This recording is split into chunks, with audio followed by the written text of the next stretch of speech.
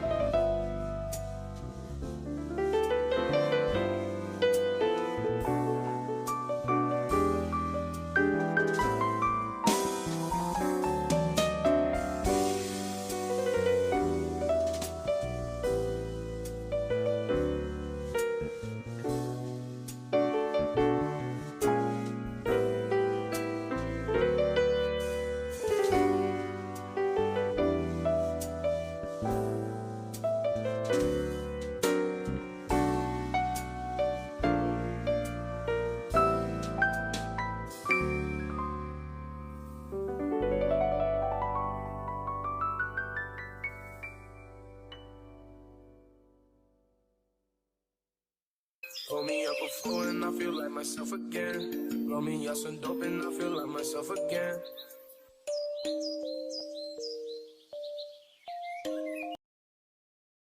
Let that go when I shoot, it's on you. Let that go when I shoot, it's on you.